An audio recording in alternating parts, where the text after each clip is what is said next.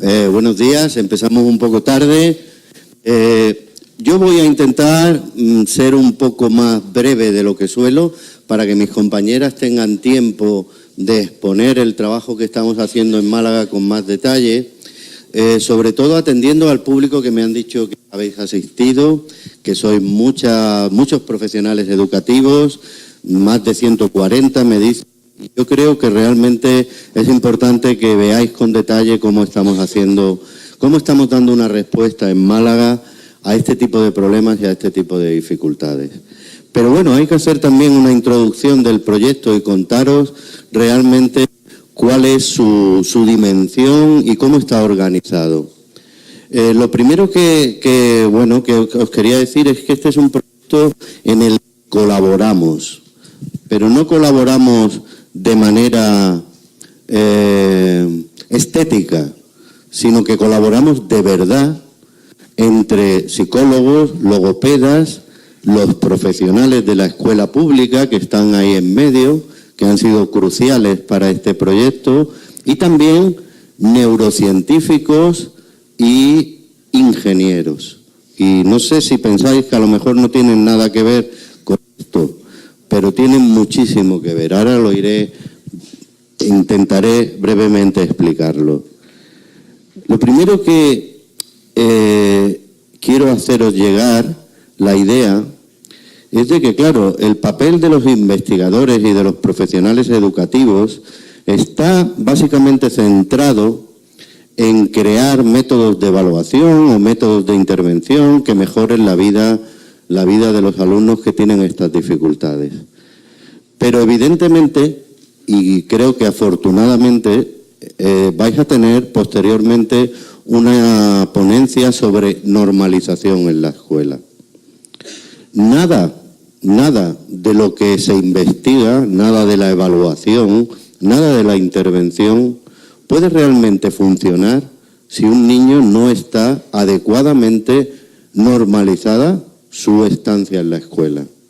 Y realmente, cuando uno conoce caso tras caso, ve siempre el mismo patrón. Un patrón que cada vez duele más. Duele a las personas, a los padres y a las familias, y también nos duele a las personas que tenemos un compromiso real con intentar solucionar este tipo de problemas de una vez por todas. Entonces nosotros les vamos a hablar de lectura, pero les invito a que piensen en este gráfico, que es el gráfico que más o menos de una manera rápida intenta explicar este problema invisible, ¿verdad? Invisible para tantas y tantas personas, que acaba produciendo sencillamente un patrón de atribuciones incorrecto, donde el niño es vago, la madre es histérica, etcétera, etcétera, etcétera, que conocen, creo, las familias que están aquí. Por tanto, el primer problema, lo primero que hay que tener claro es que hay que normalizar, que hay que hacer realmente un esfuerzo porque la inclusividad se cumpla. Y una vez que tenemos a un niño adecuadamente escolarizado y tratado en justicia, de acuerdo a cuál es su dificultad, pues empieza esta otra parte que yo les voy a contar y que tiene que ver más con un proyecto más científico, si quieren, más técnico. Nosotros llevamos mucho tiempo colaborando con las asociaciones de dislexia, con Asandis, también con Disfan a veces, con FEDIS, todo. Hemos sido, por tanto, muy sensibles a este tipo de problemas. Hemos visitado muchas veces directores generales de la Junta de Andalucía, directoras, para ser más exactos. La mayoría eran directoras. Y a pesar de la buena voluntad que a veces tienen los políticos, el problema que vemos más grave es un problema de transferencia del conocimiento. Claro, el conocimiento científico, el conocimiento neurocientífico, el conocimiento estadístico y el conocimiento técnico profundo sobre las teorías científicas que nos van a permitir, como en cualquier otro área de trabajo, solucionar problemas de verdad. Así que el mayor problema que alguien que quiera realmente cambiar las cosas, tiene que resolver, una vez que se resuelva la normalización, es el problema de la transferencia del conocimiento. Esta transferencia del conocimiento no se produce. Mis compañeras que van a hablar después, les van a hablar de una encuesta que hacen. Y curiosamente yo tengo la impresión de que en los años 60 se debió de producir una transferencia de conocimiento en la cual la dislexia se adjudicaba a problemas de lateralidad y de maduración. Es la única transferencia de conocimiento que parece haberse producido, pero evidentemente desde los años 60 que se tenían estas ideas hasta 2018, les aseguro que la cantidad de conocimiento e investigación que se ha producido es ingente y no se ha transferido a los colegios. Es verdad que hay modas neurocientíficas, hay modas de métodos, pero hay mucho conocimiento que sencillamente no está en la cabeza de los que tienen que utilizarlo, que son los agentes educativos. Decía Einstein, o no sé si será una de estas anécdotas que le atribuyen, que alguien cuando daba clases le preguntó: profesor, ¿ha puesto usted las mismas preguntas del año pasado? Y Einstein le contestaba: pero las respuestas son distintas. Créanme, y si quieren después en el turno de pregunta podemos hablar, que la investigación sobre la dislexia está en un momento profundo de cambio y probablemente neurocientíficamente empecemos a entender qué es lo que realmente ocurre. Y no les quepa la menor duda, será ese conocimiento neurocientífico, cognitivo, también educativo, el que acabará dando respuesta a este problema. No les quepa la menor duda, como lo ha sido en otras áreas de conocimiento. Entonces tenemos que transferir, y tenemos que transferir todos los años, no solo en los años 60 y volver a copiarlo en los libros en español una y otra vez. Copiar errores, copiar conocimientos del pasado, repetirlos una y otra vez. Esto tiene que acabar, ¿verdad? Hay que transferir con eficacia el conocimiento. Esto es lo primero que nosotros pensamos. Lo segundo tiene que ver con a quién transferir el conocimiento. Claro, es cierto que hay que transferir el conocimiento a los agentes educativos, maestros, logopedas, orientadores, pero hay que transferir el conocimiento científico también a quienes hacen la administración de las políticas educativas. Y hay que hacerlo porque sencillamente se olvidan, no tienen conocimiento sobre este tema y a pesar de su buena voluntad, los errores que cometen son científicamente graves. Pondré un solo ejemplo. En estos momentos tenemos estudios que nos permiten, con un índice de sensibilidad de aproximadamente un 75%, identificar a aquellos niños con 4 y 5 años que van a desarrollar dificultades de aprendizaje. Esto está publicado, investigado por la Universidad, por ejemplo, de Oxford. Y hay que poner ese conocimiento en manos de quien los tiene que usar. Pero claro, cuando nos encontramos casos, como yo me encontré hace poco en otro congreso de familias, donde la persona que ocupa la consejería sale diciendo y anunciando como medida extraordinaria que va a hacer diagnóstico o detección de la dislexia, detección precoz a los 8 años, pues uno ya empieza a mosquearse un poco. Cuando después habla la persona que han elegido para que asesore a esa consejera, que con toda su buena voluntad está poniendo medidas en marcha para la detección precoz a los 8 años, pues uno comprende, después de escuchar al asesor, que efectivamente está muy mal asesorada la consejera. Y esto hay que tomárselo en serio, porque ellos son los que administran estos problemas. Les voy a decir una cosa. Ayer escuché muy atentamente a Amador, ¿no?, que es el director general. Y él utilizaba un nuevo concepto, que es el concepto de barreras de aprendizaje. No intervine, pero sí me hubiera gustado decirle que antes de que la barrera se construya, hay que estar ya, porque tenemos conocimiento científico para ello, hay que estar ya proactivamente ocupándose de este problema. Tenemos ese conocimiento y no lo estamos aplicando. No esperemos a que la barrera esté construida. A esto se le llaman métodos de esperar al fracaso. Y hace más de 20 años que hay administraciones educativas que están ocupándose de que las barreras ni se creen, ni existan. ¿Vale? ¿Cómo transferimos este conocimiento?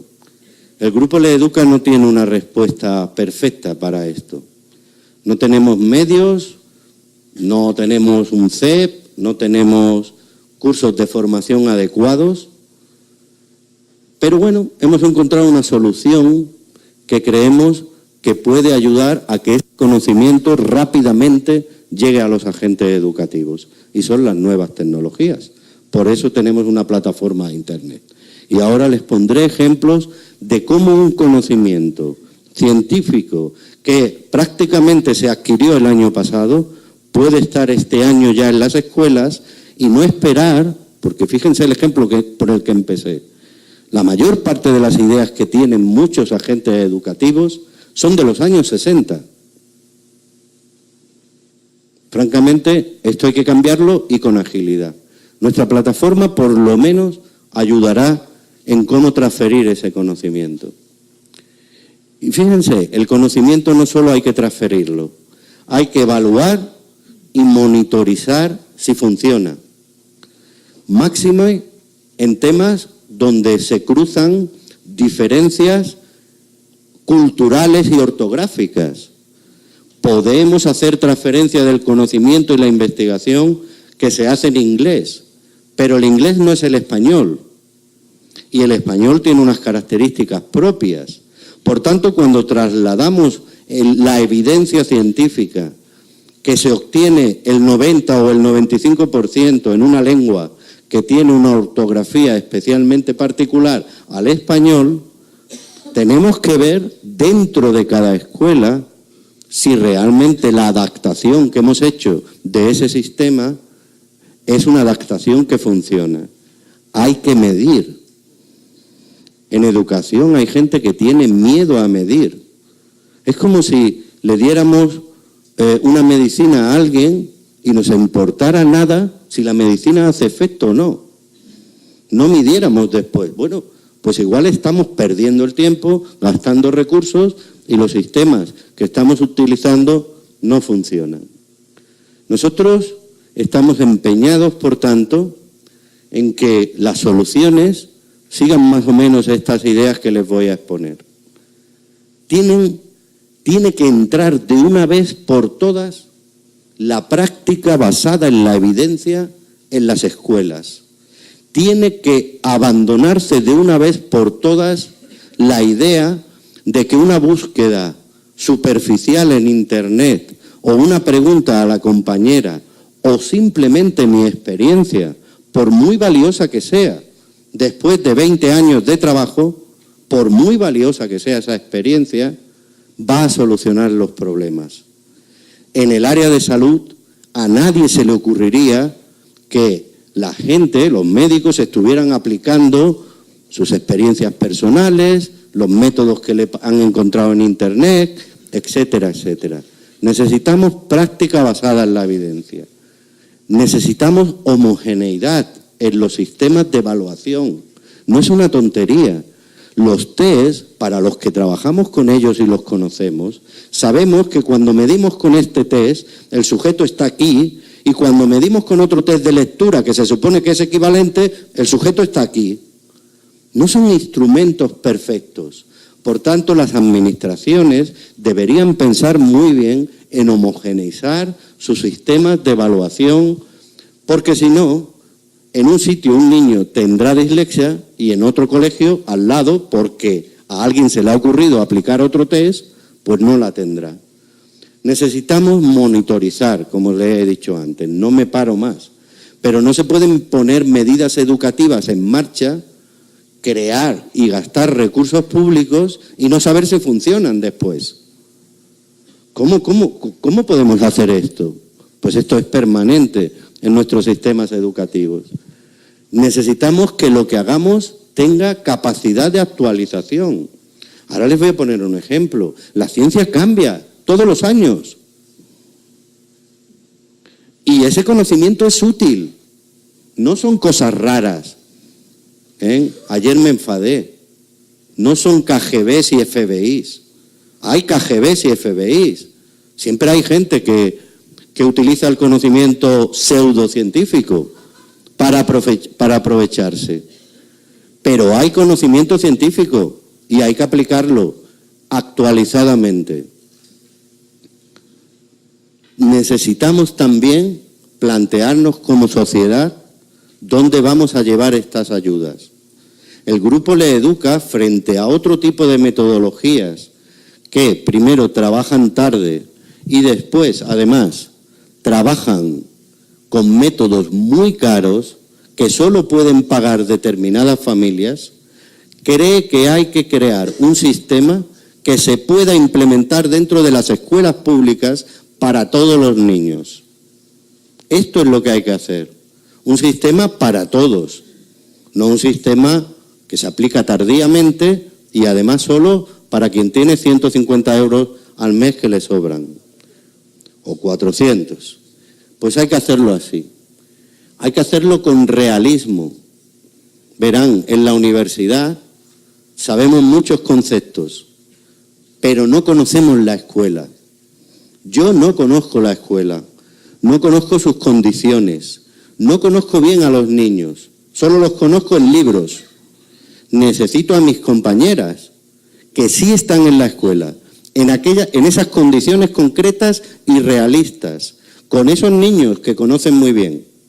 Y entonces, cuando los principios científicos son conocidos por los agentes educativos que sí están a pie de cañón y los aplican ellos, los adaptan realistamente, las cosas suelen funcionar.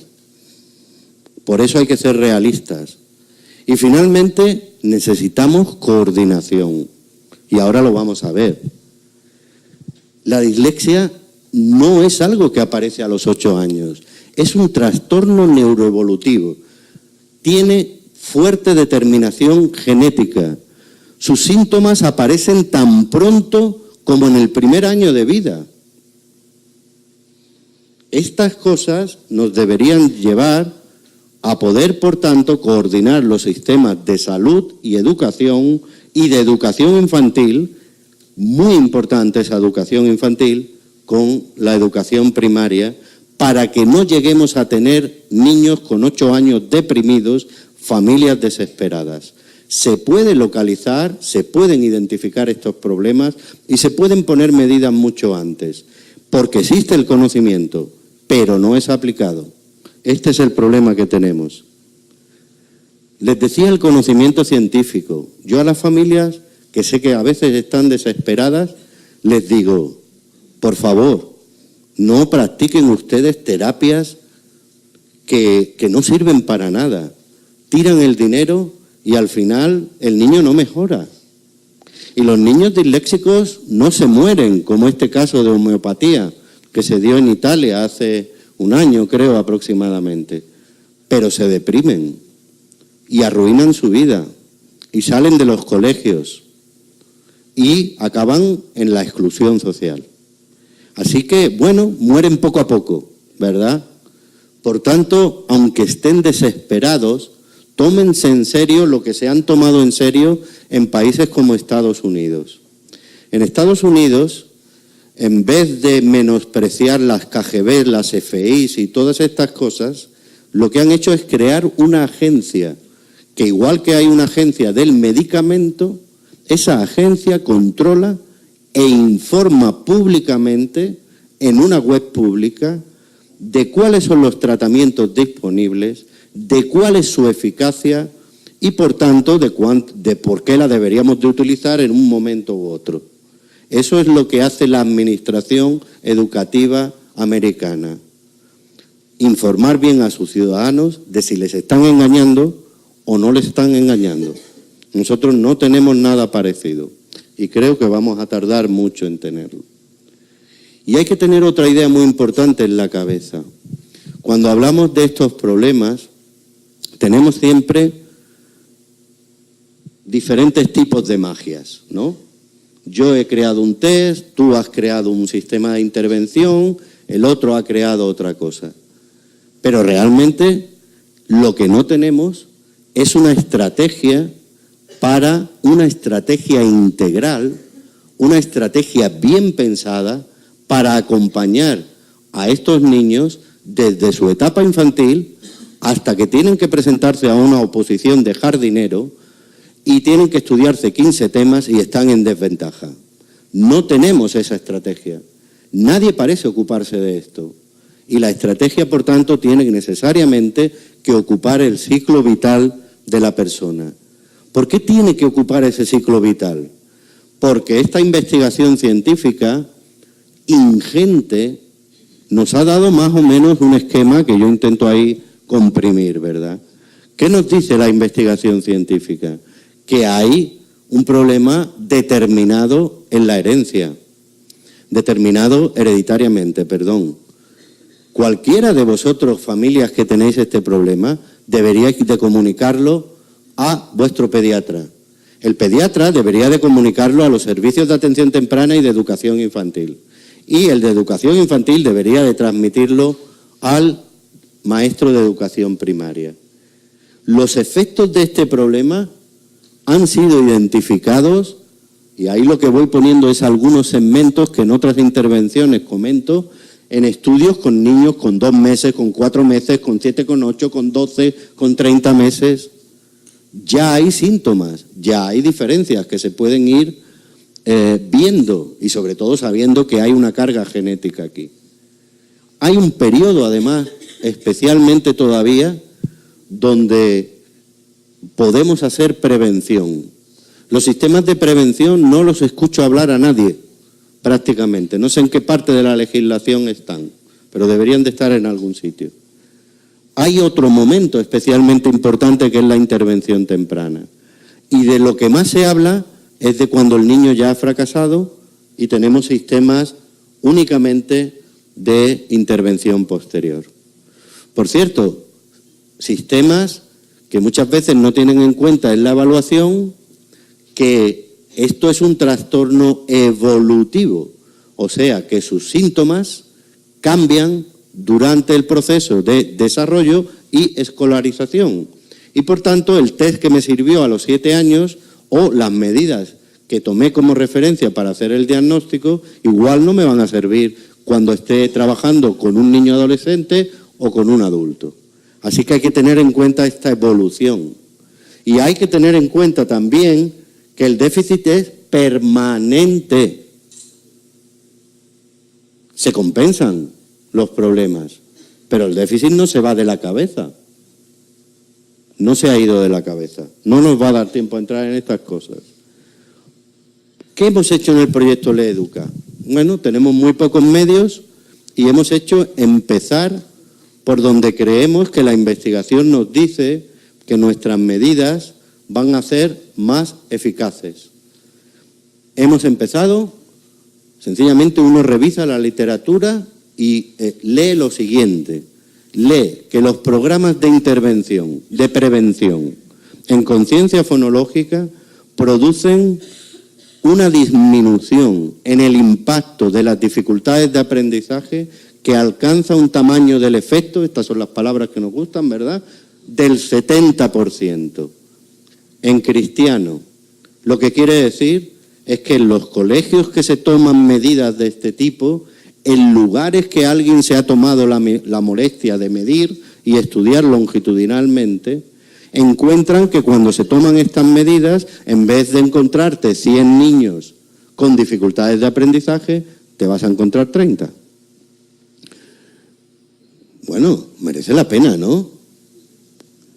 Y lo mismo ocurre con los programas que actúan en el primer momento o intervención temprana, que es cuando el niño empieza a leer. Sus impactos son fuertes, son tamaños, lo que llamamos nosotros, tienen tamaño del efecto alto. Las administraciones, por tanto, en nuestra opinión, estarían obligadas a aplicar sistemas de este tipo. Yo desconozco por qué no lo hacen. Nosotros se lo hemos contado muchas veces. Ellos, pues, no sé, hacen otras cosas. Bien, ¿cómo intentamos nosotros responder? Fijaros un poco en el desánimo de creer que si esperamos a que otros cambien este asunto, no va a cambiar nunca. Pues, inspirados por algunas experiencias, pensamos que una plataforma de Internet podía realmente cambiar las cosas. Y hemos creado esta plataforma, la vamos construyendo con nuestros medios y creemos realmente que estamos empezando a dar una respuesta organizada, al menos, a los primeros momentos de este problema. La prevención, la intervención temprana, fundamentalmente hasta los 7 años. Esta es la idea, por tanto, del sistema que estamos generando. Un modelo integral que irá creciendo hacia la vida la escolar posterior y la adolescencia, siempre basado en el conocimiento científico y con la idea muy clara de no dejar a ningún niño atrás. Cuando un niño tiene 8 años y está fracasando, ya lo hemos dejado atrás. Ahora ya tenemos un problema mayor que el que podríamos tener si hubiéramos aplicado otro tipo de medidas. Como les decía, y nuestro trabajo de educación, no solo colaboramos diferentes tipos de profesionales, colaboramos siempre con investigadores externos que nos aportan el conocimiento científico y colaboramos también con las asociaciones como esta que ha organizado el Congreso. Nos parece muy importante para poder avanzar. El proyecto Educa no es un proyecto de la Universidad de Málaga. Se está desarrollando en la Universidad de Málaga. Pero cuando nosotros necesitamos el conocimiento, no decimos, me encierro en mi casa y lo que yo haga bien, porque es mi experiencia, ¿verdad? No. Nosotros vamos y le preguntamos a Marisol Carrillo sobre conciencia fonológica.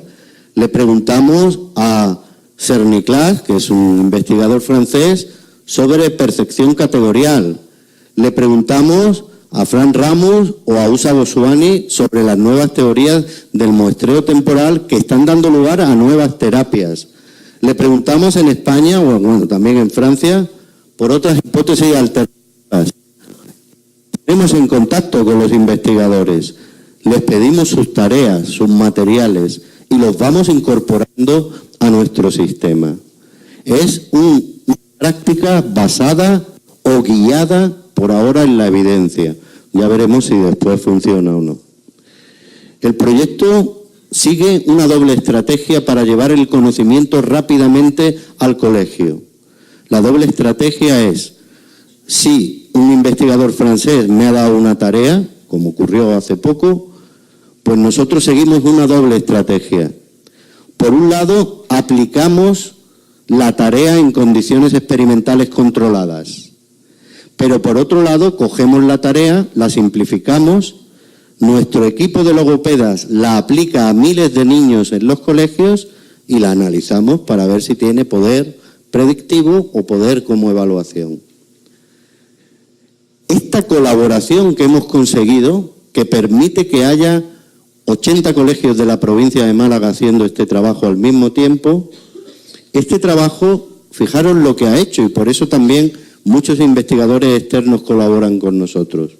Ha hecho que, cuando le pedí la tarea a esta investigadora francesa, le había aplicado en Francia a 126 sujetos una prueba que tiene para evaluar una hipótesis sobre la dislexia. Nosotros ese mismo año, nuestra versión se la aplicamos a 2.000 niños, colaborando, colaborando, sin dinero, sin apenas recursos económicos, solo colaborando. Así que se puede hacer ciencia y se puede hacer mejor que incluso se hace fuera de nuestras fronteras. Tenemos mejores datos que tiene el laboratorio original francés en estos momentos. Y la prueba ya se está utilizando en los colegios. No hace falta esperar ni 50 años ni nada. Nosotros analizaremos esta prueba nueva, que se llama de capacidad visual, que está aquí, y sabremos si es predictiva de la dislexia en los niños en el colegio español, pues cuando este verano estemos tranquilos y podamos analizar los datos. Y lo sabremos. Si no es predictiva, a la basura. Si es predictiva, se transfiere y se utiliza como instrumento de predicción y diagnóstico. Esto es transferir conocimiento de manera eficaz, creemos nosotros. Hemos encontrado una fórmula de hacerlo. Pero claro, el proyecto tiene una organización general y está tomada de sitios donde hace ya tiempo han puesto en marcha estudios longitudinales. Verán, los trastornos, como los trastornos de la lectura, son básicamente, como les decía, trastornos neuroevolutivos. Para estudiarlos necesitamos estudios longitudinales. Quiere decir que hay que empezar a seguir a un niño, a lo mejor, pues incluso hasta desde el nacimiento hay ya estudios, y hay que seguirlo toda la vida viendo cómo se producen esas evoluciones. Eso es lo que hicieron hace ya muchísimos años en Finlandia. Qué casualidad, ¿verdad? Aquí en Finlandia también. En fin, me voy a callar. Así que esto es lo que hacen en Finlandia.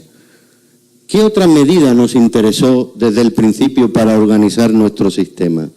Un sistema con 3 letras, RTI. Respuesta a la intervención, más o menos es la traducción. Hace mucho tiempo que en medicina se ponen en marcha sistemas que intentan estudiar pues cómo un grupo grande de pacientes sobre un tema responden a los tratamientos. La propia respuesta al tratamiento se convierte a veces en algo diagnóstico. Y esto es lo que hicieron en Estados Unidos para no esperar a que los niños con 8 años fueran unos fracasados. ¿Cuándo empezaron a hacer esto? Pregunta, hace 20 años. Ya nos hubiera dado tiempo, si hubiéramos estudiado, a conocer estos sistemas y haberlos intentado implementar en nuestro país. ¿Hay algún sitio en nuestro país que esté implementando un sistema RTI? Sí, pero están aislados enfrente del Sáhara y en la comunidad de Canarias. Parece que nadie se entera, pero allí sí lo están aplicando. ¿Y en qué consiste un sistema RTI? En algo muy sencillo. Es una estrategia sencilla.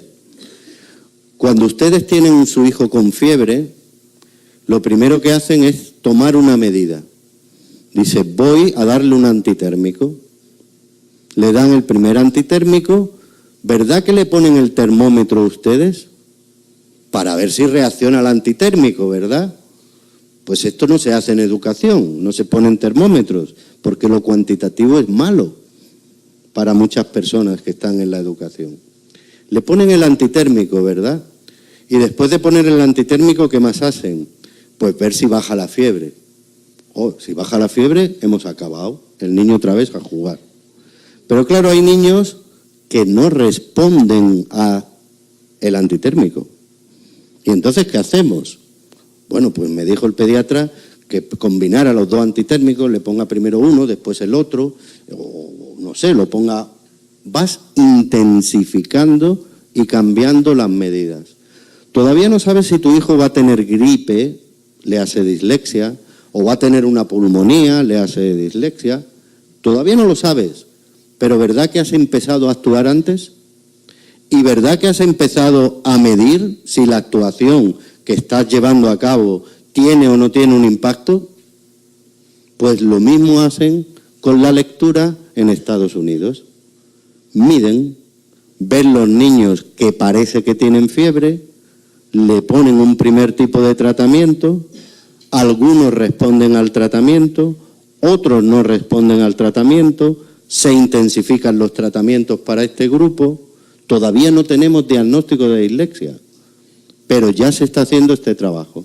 Cuando finalmente a un niño le hemos puesto antitérmicos, 1, 2, combinados, lo hemos metido en la bañera de agua fría, yo nunca he esperado a eso, te lo llevas al médico a urgencias porque la fiebre no baja. Esto es resistencia al tratamiento.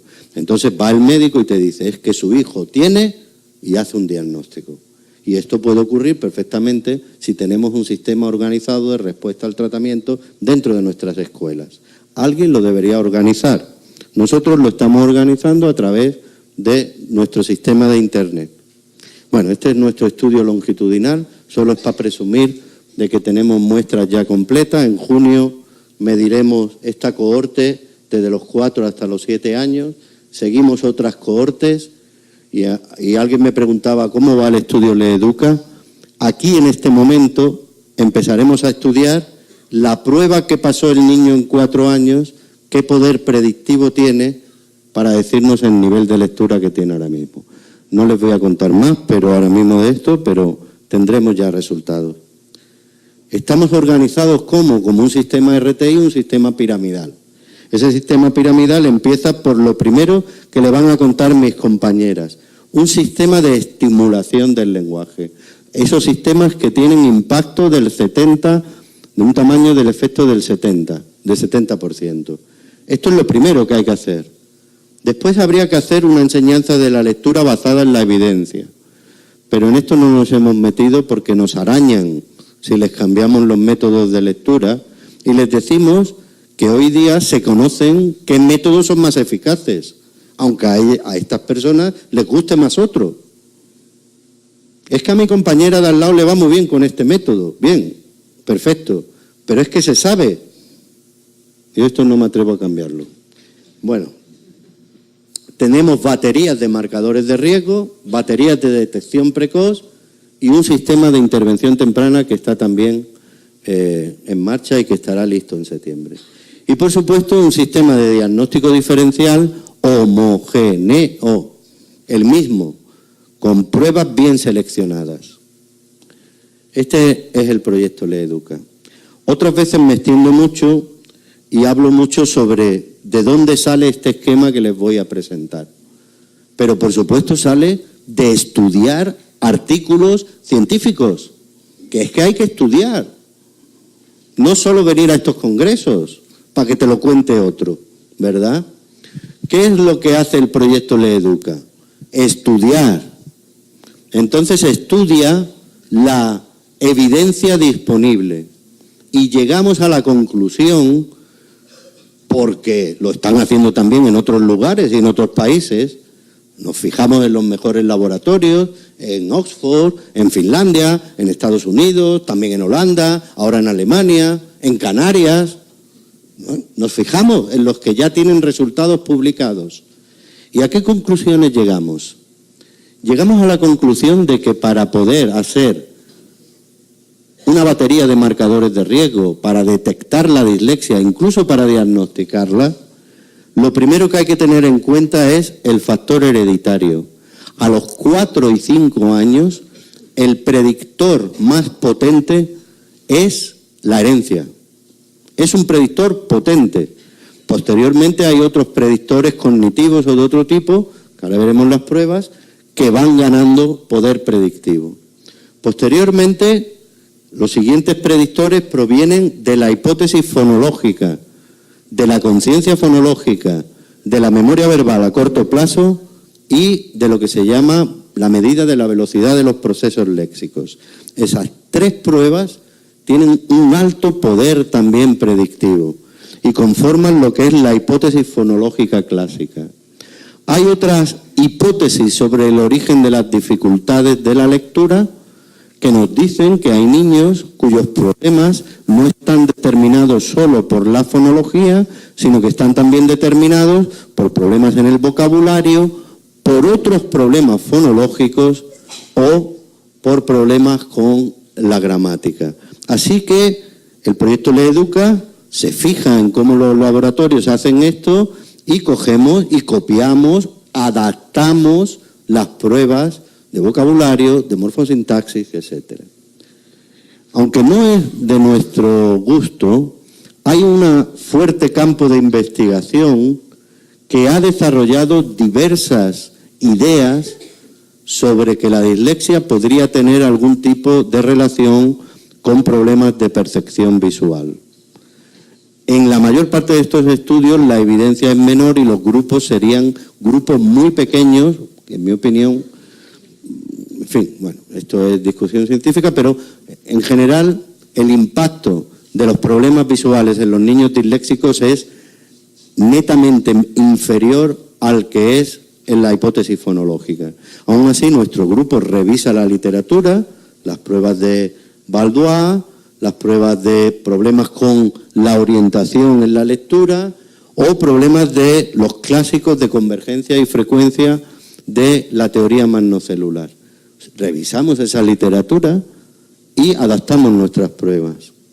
Y finalmente, una cosa que no he comentado y que es muy importante, la dislexia, como otros trastornos neuroevolutivos, están realmente retando a los sistemas de diagnóstico, digamos, oficiales.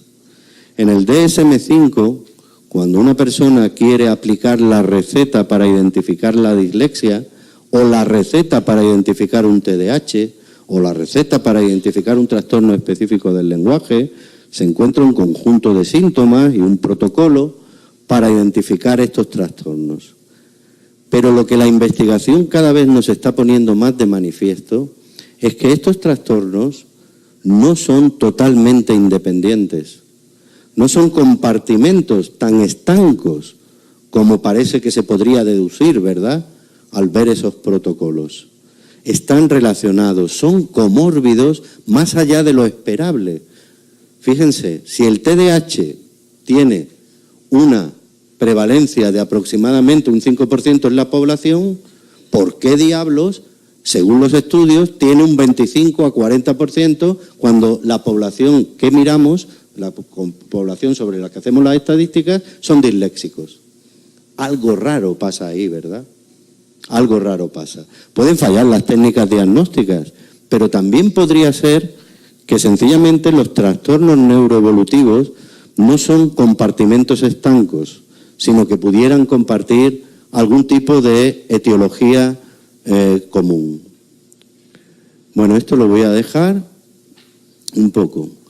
Este es nuestro sistema, la estética la dejamos, pero lo que hacemos es crear baterías de pruebas como estas, tienen nombres un poco infantiles en la medida de lo posible, vamos 3 veces a los colegios, como mínimo al año, se miden a los niños, se saca por tanto un perfil de riesgo o un perfil de detección precoz y por supuesto, siguiendo una estrategia RTI, se ponen medidas en marcha, no se espera que haya un diagnóstico. Lo que está ocurriendo a través de este tipo de baterías es además algo que yo creo que tampoco se habla en las leyes y se lo voy a explicar después. Ahora mismo, perdón. Voy a intentar ya, ¿vale? Para que os deje, porque ya debería de terminar, ¿verdad?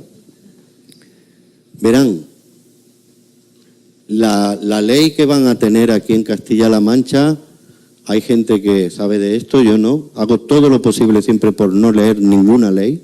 No me gustan las leyes en general. Me gustaría que no hubiera ninguna norma en el mundo, pero bueno, alguna tiene que haber, ¿verdad? Pero lo que no pone la norma es cómo va a facilitarle a los agentes educativos la vida. Imagínense que alguien dice, vamos a acabar con las barreras de algo, ¿no? Bien, y vamos a hacer formación al personal. Vamos a ponerlo en el caso de medicina, ¿no? Vamos a hacer formación para la enfermería quirúrgica, chachi. Hacemos un curso, traemos a las enfermeras, le damos el curso y ahora las mandamos al hospital y el hospital está vacío de instrumentos. Hay que irse a buscar un instrumento a a no sé dónde, después hay que coger otro porque no están agrupados. Bueno, yo creo que las administraciones harían muy bien si hicieran un esfuerzo en montar la sala de operaciones y dotarla de instrumentos para que un logopeda le aplique un conjunto de pruebas a un niño, le dé un botón, igual que al médico le llega el informe clínico con todos los datos, ¿verdad?, de que tenemos colesterol, no, lo que sea, bien, pues le llegue al logopeda esa información y ya tome la decisión, o al psicólogo y ya tome la decisión. Pero lo que hay que hacer, por tanto, es construir las condiciones materiales para que nuestros profesionales realmente se sientan apoyados y ayudados para hacer esta labor tan difícil que le pedimos. Yo creo que ahora mismo esto no lo está haciendo nadie. El que sea orientador o el que tenga que evaluar, pues eso, tendrá la experiencia de yo voy por esta prueba, tú vas por aquella. Bueno, lo que nosotros hemos pretendido, por tanto, es poder evaluar de manera clara la herencia, la hipótesis fonológica, la hipótesis no fonológica, las funciones ejecutivas, la probabilidad de que hay comorbilidad con las matemáticas, etcétera, etcétera. Y cuando el profesional termine, pues encuentre un niño y diga, mira, tienes 4 parámetros de lo que es la hipótesis fonológica, tienes 4 parámetros por debajo del percentil 30 y tienes 2 de matemáticas por debajo del percentil 30. Pues ya te vamos a poner un refuerzo con 4, con 5 años, esta es de esas edades, para que te apoyemos en conciencia fonológica, te apoyemos en estos. Igual hemos hecho para otras edades. Cuando se hacen sistemas RTI, a veces ocurre que cogemos un niño tan bajo como este, ¿ves? Esto es principio de curso, este sujeto tiene fiebre, tenemos que ponerle un tratamiento, a estos niños a veces se le pone tratamiento y alguno de ellos acaba siendo el que lee mejor de la clase. Pero también tenemos el caso de los resistentes. Acaban el curso y lo acaban casi peor que empezaron. Bien, por tanto, estos modelos que les estoy contando no solucionan todos los casos ni todos los problemas, pero ayudan mucho. Y un niño con 6 años, al que le hemos estado aplicando tratamientos ya, que por cierto esos tratamientos figuran como primer criterio del nuevo DSM-5. O sea, el DSM-5 dice que hay que aplicar tratamiento a los sujetos y ver cómo responden. Y ese es el primer criterio del diagnóstico. Pues cuando un sujeto no responde al tratamiento, ya lo tenemos aquí identificado con 6 años. No nos hace falta esperar tanto tiempo, ¿vale? Bueno, paso un poco. También tenemos sistemas homogéneos de evaluación posterior de diagnóstico, con la misma idea. La idea, tenemos un informe creado con dibujitos así, ¿verdad? Pero la idea para nosotros es muy clara. Usted pasa las pruebas, le da el botón y gráficamente prácticamente va a ver el diagnóstico. Ahora mismo es un poco confuso, pero con muy poco entrenamiento se puede facilitar esto. El mismo camino que hacemos para las pruebas de evaluación las hemos hecho también para las de intervención, pero no lo voy a contar porque lo van a contar ellas. Lo que hacemos es revisar la evidencia que hay sobre todos estos conocimientos y a partir de aquí cómo estos van formando las habilidades lectoras y los programas, por tanto, lo que hacen es construir una forma a través de nuestra plataforma, que son unas condiciones concretas, para hacer ese tipo de tratamiento. Estos son los programas de mi compañera. Y voy a terminar, estos son mis compis, los de Málaga, pero tenemos muchos más amigos repartidos por España y el mundo. Logopedas, ingenieros, tal. Quiero hablar un momento de los ingenieros. Quiero hablar de la ciencia, porque claro, las cosas que uno escucha son muy graves. ¿Saben? Les doy 5 minutos y termino. Aproximadamente en el Renacimiento, saben ustedes que aparece la ciencia moderna. Fíjense si el conocimiento es valioso, que durante siglos lo tuvieron encerrados en monasterios, abadías, druidas, sacerdotes, y no lo compartían ese conocimiento. Solo se lo contaban a su amigo, ¿no?, que estaba allí con el misterio como ellos, ¿no? Pero hay un momento de nuestra civilización en que el conocimiento sale de esos lugares y es el nacimiento de la ciencia, del método experimental. Un método que está en todos los artículos científicos para que los científicos podamos reproducir esos resultados. Es la parte que nadie lee del artículo. Pero cuando alguien la lee, ocurren cosas como la que le ocurrió al señor de Corea, que decía que había clonado un ser humano, no sé qué, ¿verdad? Alguien se puso a mirar cómo lo había hecho y se quedó sin carrera, ¿verdad? Por tanto, la ciencia, en vez de guardarse los secretos de cómo es capaz de evaluar o de intervenir, justo lo contrario, los cuenta detalladamente en un método, para que lo sepa todo el mundo, para que todo el mundo sepa cómo se hace eso. Esto es lo que hace la ciencia. Nosotros creemos que es, por tanto, esa ciencia la que debe transferirse a la sociedad. Y, curiosamente, cuando empezamos a hacer esto, nos encontramos con una sorpresa. La sorpresa fue que nuestro sistema estaba generando enormes matrices de datos. Y las enormes matrices de datos, ya saben ustedes, que es la comida favorita de las personas que se dedican hoy día a lo que se llama Big Data, ¿no? Popularmente, ¿no? Así que así empezó nuestra relación con los ingenieros. ¿A qué se dedicaban los ingenieros con éxito? A coger matrices de datos para predecir el Alzheimer o otras enfermedades a través de neuroimagen que iban saliendo evolutivamente, ¿verdad?, con cierto éxito. Ellos nos dijeron, estas mismas técnicas las podemos aplicar siempre que os mantengáis organizados como estáis haciendo. ¿De verdad no creen ustedes que vamos a mejorar la predicción de cuándo pueden aparecer estos problemas? Yo les digo una cosa, si no lo podemos hacer con estas técnicas científicas, no se puede hacer de otra manera mejor. Ya les digo que no. Y lo siguiente, y lo último, por supuesto que hay modas en la ciencia, pero también hay una enorme cantidad de científicos que se toman su trabajo muy en serio. Y esos trabajos científicos están avanzando.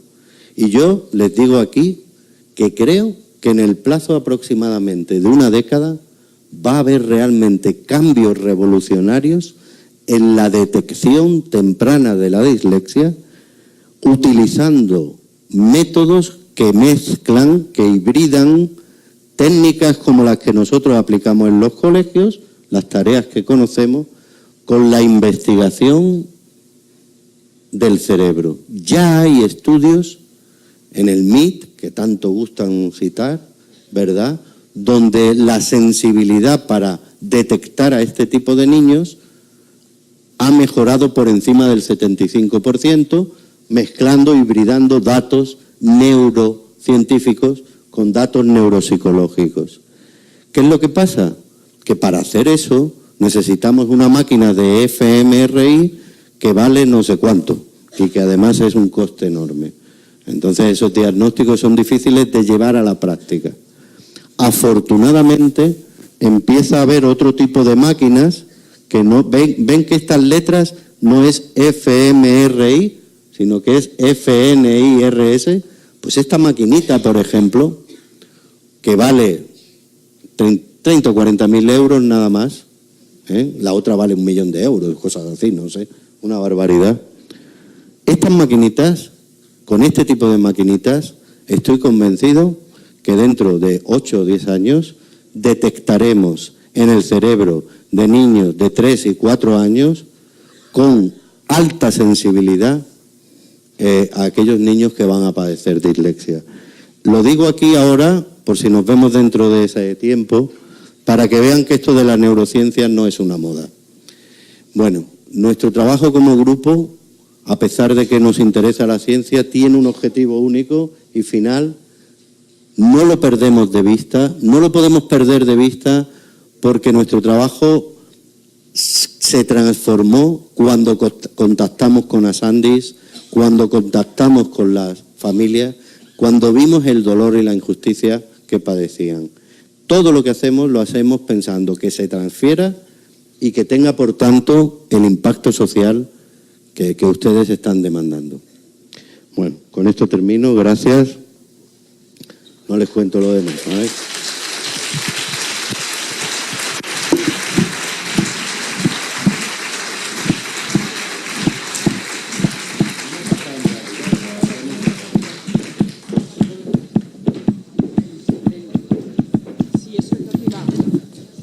A ver, turno breve. A ver, esto de siempre, casi siempre vamos contra reloj, no vamos muy mal, algo nos hemos desviado, pero bueno, no pasa nada, estamos disfrutando y como siempre yo con Juan Luis, vamos, soy fan número 1.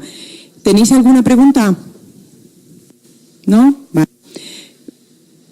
Mi mini secre va a darle el regalo que se le está dando a todos los ponentes, por favor. Y ese beso, Carla. Carla, hombre. Gracias. Muy bien, Juan Luis. Eso es. Simplemente quería matizar antes de presentar a Marian y a Usi, a ver si al final todo no funciona o más o menos. Una serie de cuestiones de intendencia. Esta mañana y solamente para esta mañana hay fuera 2 están. Uno es de Glyphing, método lectoescritura, por la tarde ya no están, lo digo por si alguien está interesado. Y también nos acompañan esta mañana de la editorial CEPE, por si estáis interesados con algún material específico, lógicamente relacionado con temas de problemas de lectoescritura. Más intendencia, quien esté interesado en el tema de la comida, están los tickets, pues colaboramos con la causa Unidos por la Dislexia. Y yo creo que ya nada más. Ah, sí, cuestionario, encuestas de satisfacción. Poquito a poquito la vais rellenando porque también es interesante evaluar. Lo hemos visto, nos lo ha explicado muy bien Juan Luis. Hay que evaluar constantemente para intentar mejorar estas cuestiones. Isabel presenta a las siguientes ponentes. Muchas gracias. Bueno, ahora vamos a contar con la exponencia de doña Auxiliadora Sánchez Gómez, que es logopeda y maestra en audición y lenguaje en Málaga. También es coordinadora y autora de Macofon, material para el trabajo en conciencia fonológica, y también de Palabreando, programa de desarrollo del vocabulario. Y participa también con Leeduca. Y también contamos con la participación de doña Marian Cobo Blanca, que es psicopedagoga y maestra de educación infantil. También participa con Leeduca y es coautora de Macofon y Palabreando. Un aplauso para ellas.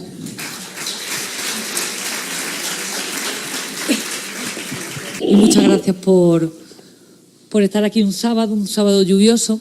Para nosotros un orgullo y un placer estar en Castilla-La Mancha, estar en Cuenca, que es una tierra que a mí particularmente siempre me ha gustado mucho. Agradecer, antes de nada, la acogida vuestra, la acogida de Aquaprende, de Disclan y de todas las personas que nos acompañan desde ayer. Nosotros venimos a presentaros, como ha dicho Juan Luis, somos maestras en un colegio, Marian es maestra en un colegio de Almayate, yo soy la logopeda de ese equipo de orientación. Venimos a presentaros un programa que se está aplicando actualmente en la provincia de Málaga de forma activa, ya en las provincias andaluzas también se está aplicando y que viene un poco a empujar cosas hacia afuera, ¿no?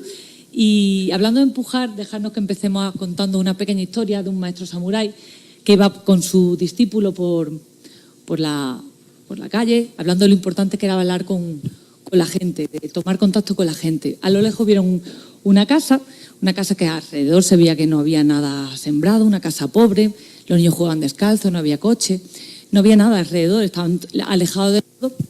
Se acercaron a esa casa y empezaron a hablar con el padre de la familia. Después de un buen rato hablando, le dijeron, bueno, ¿y usted aquí en este sitio tan hostil como para sobrevivir? Y el padre de familia le dijo, pues mira, nosotros tenemos una vaca, una vaquita que nos da una cantidad de leche al día. La leche la vendemos por al lado y nos da, nos la cambiamos por algunas cosas, y la otra mitad la usamos para consumo propio, y así es como vamos tirando. Después de un buen rato más hablando, decidieron emprender el camino de vuelta, y se habían separado un poco de la casa cuando el maestro samurái le dijo al discípulo, ¿tú has visto cómo vive esta familia? Y dice, sí. Dice, pues vamos a hacer una cosa. Vete, vuelve y empuja a la vaca. Empuja a la vaca y asegúrate de que esa vaca muere. Pero maestro, haz lo que te digo.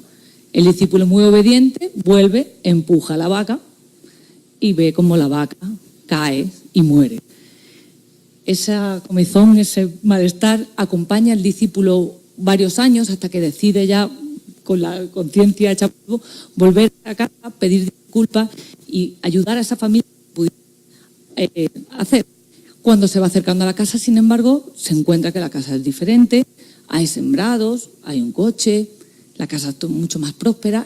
Cree de entrada que la familia se fue, pero se encuentra con sorpresa que la familia es la misma y comienza a hablar de nuevo con el padre de familia. ¿Usted se acuerda de mí? Sí, sí, me acuerdo. Bueno, ¿y aquí? ¿Qué ha pasado? ¿Cómo ha habido este cambio? Y dice, pues mira, nosotros teníamos una vaca y un día esa vaca murió. Y a partir de entonces nos vimos obligados a hacer cosas nuevas, así es como hemos ido mejorando. Pues todos nosotros, todos tenemos una vaca. Piensa cuál es tu vaca. Pero todos tenemos una vaca. No vamos a hablar de las vacas particulares, porque nos daría para la semana, pero sí vamos a hablar de vacas que tenemos en el sistema educativo y que ayer ya salieron unas cuantas, ¿vale? Vamos a hablar de vacas que son importantes que empecemos a tirar, y los que tenemos que tirarlas somos nosotros. Digo que la mayor parte sois docentes.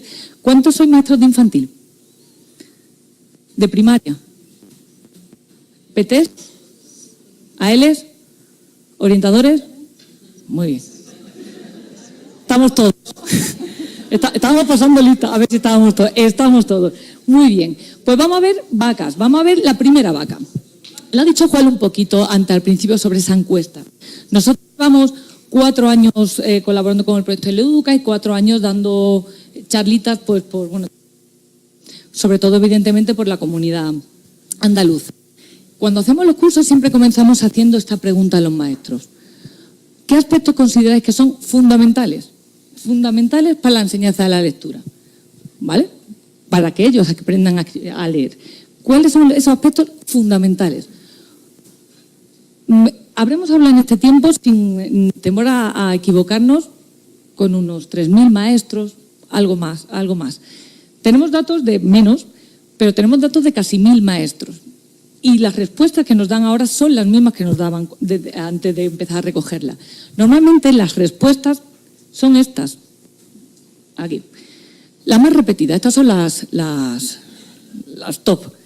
Lateralidad, madurez, motivación, discriminación auditiva, visual, atención, entorno familiar, memoria, psicomotricidad, orientación espacial. Nos pueden decir listas, sin exageraros, de 30 cosas fundamentales. Pero lo más llamativo de todo es que muy rara vez identifican los 5 aspectos que dice la ciencia que tiene que tener un programa lector para que sea exitoso. Son solo 5. Nosotros solemos identificar más de 20. Decimos muchas cosas porque entendemos que tenemos que enseñarles tantas cosas que identificamos como fundamentales muchas cosas. Y como súper fundamentales estas. O ponemos estas porque son las que más se repiten. Y sin embargo no coinciden con lo que nos dice la ciencia. ¿Qué está pasando? ¿No os parece inteligente que enseñemos a leer sin tener una base científica? Estamos hablando del aprendizaje instrumental más importante que le vamos a dar a nuestro alumnado a lo largo de su vida.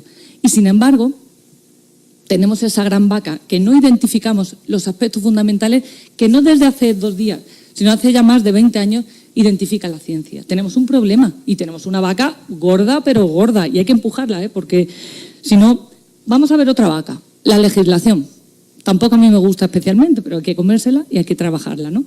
En la legislación vigente, si nos vamos al tema de la lectura en educación infantil, y nos vamos a educación infantil porque enseñamos a leer educación infantil, aunque digan que no haya que hacerlo. Aquí tenemos también una guerra, ¿no?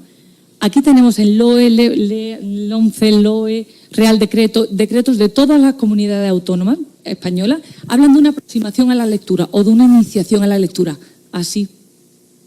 Y ahí tenemos la vaca de que cada uno enseña a leer, nos guste admitirlo o no, como le da la realísima gana. Y vamos de métodos analíticos, sintácticos, fonémicos, silábicos, globales, enseñamos a leer en 4, enseñamos a leer en 5, enseñamos a leer en 6, pero muchas veces, demasiadas, no hacemos caso de lo que nos están diciendo la ciencia. Tenemos otra vaca. Además, es una guerra encarnizada. O es de los niños o es contra mí, ¿no? Aquí el tema del método lector es como algo intocable. Y aquí lo que vamos a presentar no es un método lector. Es un programa que trabaja los aspectos fundamentales que tiene que tener esa evidencia científica. Esta parte que, independientemente del método lector, deberíamos de tener muy claro porque que deberíamos de trabajar en la escuela de forma clara.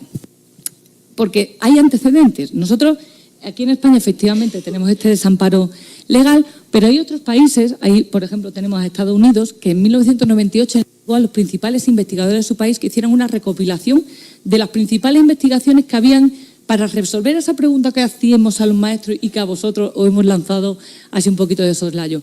¿Qué tiene que tener un programa lector para que tenga éxito? ¿Qué tenemos que trabajar para que lleguemos a los niños de manera general? Durante 2 años estos investigadores fueron recopilando las investigaciones y en el año 2000 presentaron al Congreso lo que hoy se conoce como el National Reading Panel. Y aquí es cuando identificaron lo que desde entonces se conoce en la comunidad científica como los 5 grandes de la lectura. En la comunidad científica de todas las lenguas estudiadas. Efectivamente, evidentemente el español también. Son estos 5 aspectos fundamentales. Conciencia fonémica, principio alfabético, fluidez, vocabulario y comprensión. Y diréis, bueno, pues esto lo hago yo, ¿no? Claro. ¿Esto se ve en la escuela? Evidentemente. Pero también dice a mí una cosa muy importante, que es que tiene que ser enseñado de manera explícita y sistemática. Y ahí es donde caemos. ¿El maestro de educación infantil trabaja la conciencia fonológica? Sí. ¿Somos explícitos y somos sistemáticos? No.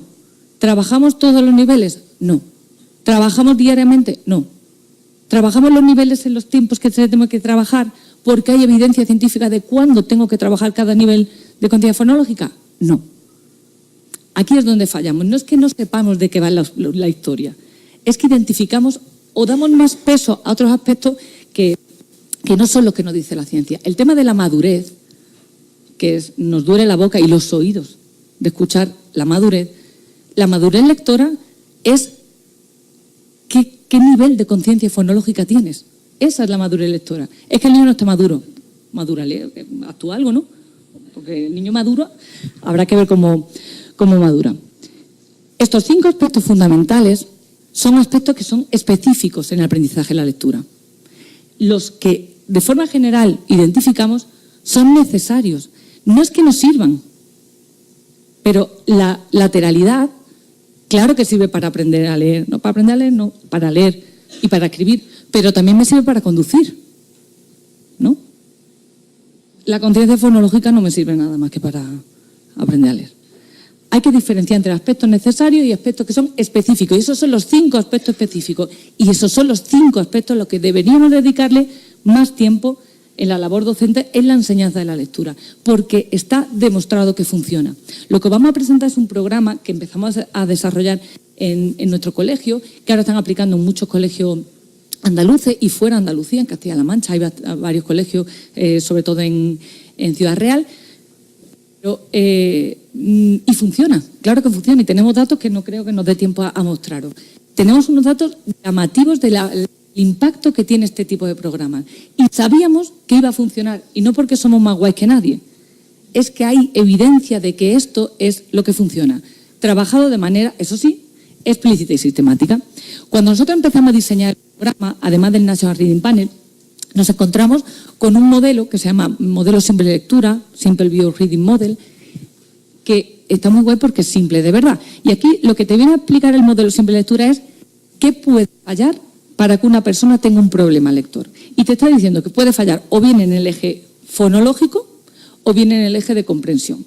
Dependiendo de cómo tengamos cada eje, esto daría para un ratito más, pero no tenemos tiempo, tendríamos un tipo de lector u otro. Esto nos está diciendo que son esas dos cosas, de forma general, la que puede fallar. En el eje vertical englobaríamos conciencia fonológica, fluidez y principio alfabético, y en el eje horizontal englobaríamos vocabulario y comprensión. Esto que nos está diciendo qué puede fallar nos ayuda a nosotros a la hora de diseñar nuestro programa de evaluación que os ha presentado Juan Luis y el de intervención. Si me están diciendo que puede fallar el eje vertical, es decir, conciencia fonológica, fluidez y principio alfabético, y nos están diciendo que puede fallar vocabulario y comprensión, ¿qué tenemos que hacer? Pues trabajar esas cosas que encima coinciden claramente con lo que nos está el modelo del National Reading Panel. Esto lo que a nosotros nos sirve es para diseñar un programa preventivo que se basa en la hipótesis causal de qué puede fallar. Pueden fallar por esas 5 cosas, trabajemos esas 5 cosas. Lo que vais a ver, de forma fugaz, también hay que decirlo, es cómo trabajamos esos 5 aspectos distribuidos en los 3 cursos de educación infantil. Es un programa que se divide en 69 semanas de trabajo y empezamos a trabajar de los 3 hasta los 5. Y trabajamos de forma explícita y sistemática los 5 grandes. Enseñando a leer, todos lo sabéis, los niños van dando señales de alerta. Todos, en un lado o en el otro de la puerta, os ha pasado el momento de que tú, como ALPT, llamas a la puerta y dices, hola, vengo a por Antonio. Y me dice, mira, Antonio sí, pero mira, échale un ojo a este. Es que a este le pasa algo, ¿no? Eso que nos viene a decir, las maestras de educación infantil y las maestras de educación primaria sabéis perfectamente que algo no es bien. Y no falla. Yo le llamo el dedo acusador, este y ese. El problema es que dice, pero yo no sé qué es. Míralo tú, vaca, súper vaca. Las dificultades de aprendizaje son de todos. No es del PT de la L, ¿vale? Tenemos que entender que evidentemente somos los especialistas y que estamos para ayudar, pero es muy importante que el maestro de aula entienda las dificultades de aprendizaje y que entienda que son suyas. Cuando vosotros detectáis, aquí está pasando algo, pasa, pero normalmente, y ahí tenemos otra vaca más, tal y como está concebido nuestro sistema educativo, lo primero que te dicen es, sobre todo en infantil, vamos a esperar a ver si madura, ¿verdad? Esperamos un año a ver si madura. Llega 5. El problema sigue estando ahí, más grande. Y vuelven a decirte, bueno, es que está en infantil. Vamos a ver otro poquito, esperamos otra vez a ver si madura. Llega primaria y el problema tiene una dimensión diferente. Ya es primaria. Pero siguen estando en primero y volvemos a esperar que madure. Pero lo que hacemos, nos gusta admitirlo o no, es esperar lo que ha dicho Juanlu, esperar a que el niño fracase. O sea, esperamos a que el niño ya te están dando señales de alerta, pero tú no puedes hacer nada porque tenemos que esperar, o en el mejor de los casos hacemos lo mismo, pero aparte. Ponte con este y hace lo mismo. Lo mismo no le está funcionando, ¿está claro? Si hacemos más de lo mismo, no funciona. Y si esperamos, funciona menos. Esperar a madurar, no puede, ni poniéndolo al sol, madura el niño.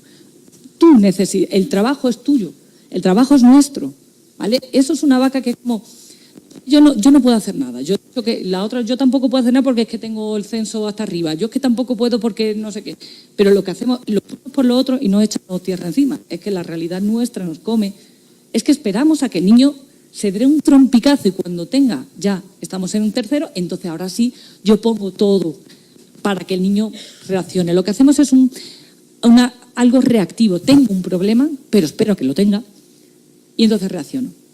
Nosotros lo que estamos proponiendo es un programa activo, basado en evidencia científica. Es decir, antes de que pueda pasar nada, lo que vamos a enseñar es un programa universal, dirigido a todos, porque hablamos con la boca, que se nos llena la boca de hablar de escuela inclusiva.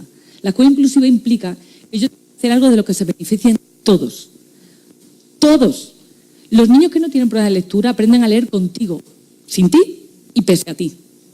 Eso es así, aprenden a leer. Pero es que tenemos un grupo importante que no aprende a leer ni contigo, ni sin ti, pese a ti. Esos son los que nos tienen que interesar. Lo que vamos a proponer, al tener una base científica, les viene bien a todos. Y les viene bien especialmente a esos niños que tienen dificultades y que son nuestros niños. Es que somos docentes, que tenemos, nuestra función es esa. atender a los que más necesitan. Nosotros lo que buscamos es una propuesta proactiva y siempre basada en evidencia científica, que carecemos muchísimo en la escuela. Nuestra propuesta, por tanto, supone un trabajo de conciencia fonológica. Marian os explicará la fonológica. La conciencia fonológica tiene niveles. Nosotros vamos a trabajar un nivel de conciencia fonológica asociado a cada edad de educación infantil. Esto que veis para educación infantil, que lo estamos exponiendo como algo universal, es perfectamente útil y válido, y de hecho así lo usamos, para los niños con dificultad de aprendizaje y para niños con dislexia. Entonces, nosotros lo que hacemos es un trabajo de conciencia fonológica asociado a cada nivel de edad, no por gusto, sino porque hay evidencia de que son estos los niveles y en estos momentos los que tenemos que trabajar. En 3 años trabajamos conciencia léxica y sintáctica, también trabajamos las rimas, que no es un nivel de conciencia fonológica, pero trabajamos ahí. En 4 años trabajamos la conciencia silábica y en 5 años trabajamos la conciencia fonémica junto al principio alfabético, porque en ese momento esa combinación de la fonémica y el principio alfabético es lo que autoras como, por ejemplo, Silvia de Fior habla como el aliado más potente que tenemos en la enseñanza de la lectura. Fijaros lo que estamos diciendo, el aliado más potente que tenemos en la enseñanza de la lectura, y está muy ausente en nuestras aulas, dolorosamente. Siempre también trabajaremos aspectos de comprensión y de fluidez y aspectos de vocabulario y morfosintaxis. De manera que atenderemos a todos los aspectos, a esos 5 grandes.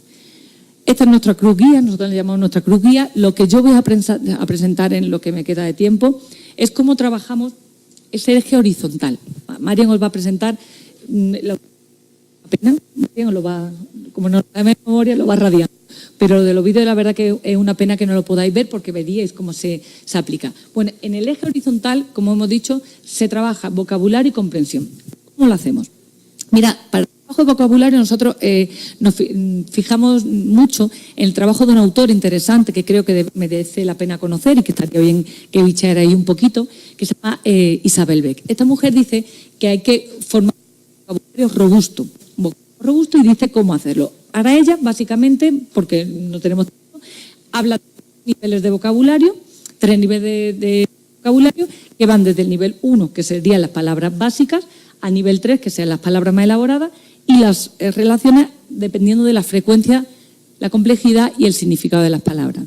¿Por qué el tema del vocabulario? El tema del vocabulario es uno de las grandes contrariedades. Hay contrariedades, no es la palabra que yo busco. Igual, otra vaca, vaya.